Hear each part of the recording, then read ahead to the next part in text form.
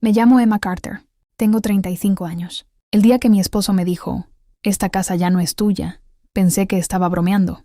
Pero cuando intenté abrir la puerta con mi llave y la cerradura ya había sido cambiada, comprendí que hablaba en serio. Me quedé inmóvil durante unos segundos. Luego regresé a mi coche, cerré la puerta y llamé a una abogada. Antes de contarte lo que ocurrió después, dime desde qué país estás viendo esta historia.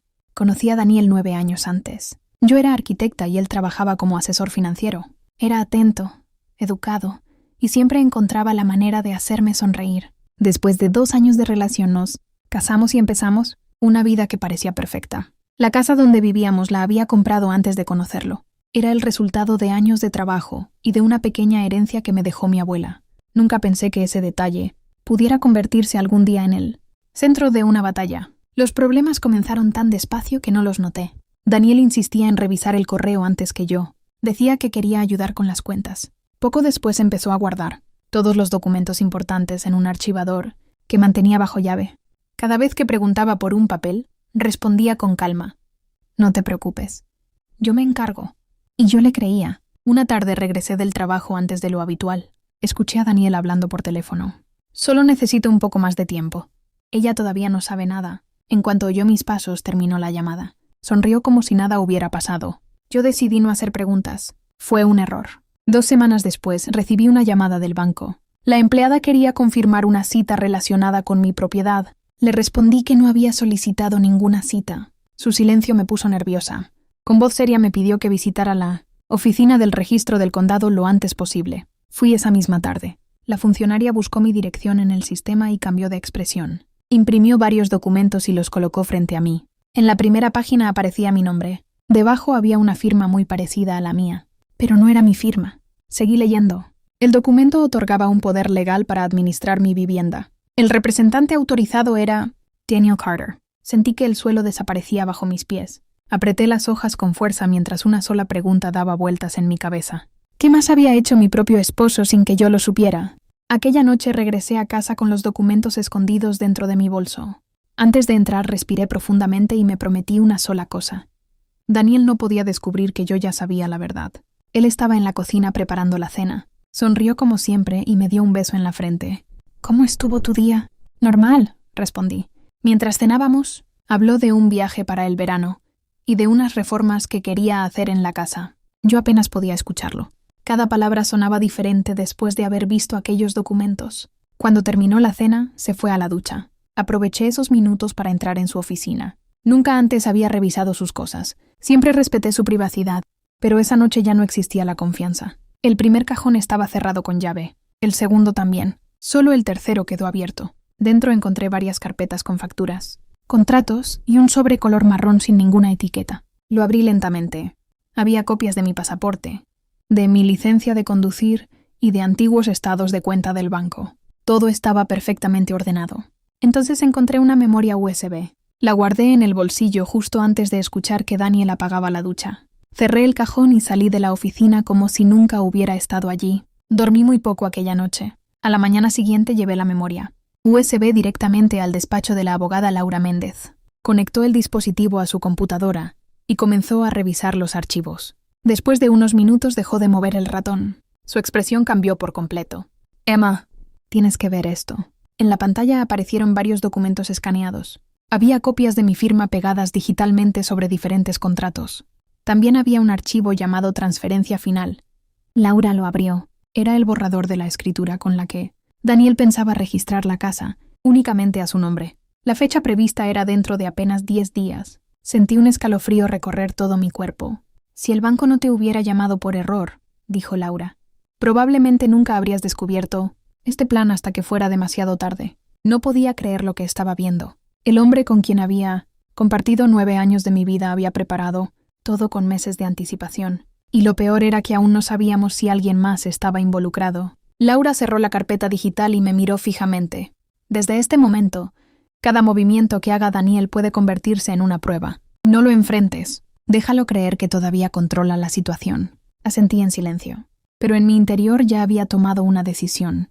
Si Daniel había preparado un plan para quitarme mi casa, yo iba a asegurarme de que respondiera por cada una de sus mentiras.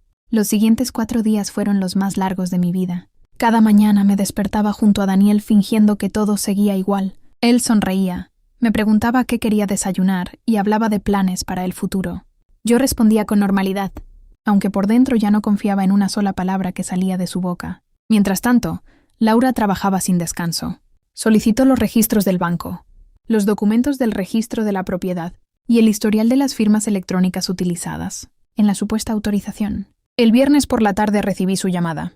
Emma, encontramos algo importante. Llegué a su oficina 20 minutos después. Laura colocó una carpeta sobre la mesa. Daniel no actuó solo. Sentí un escalofrío.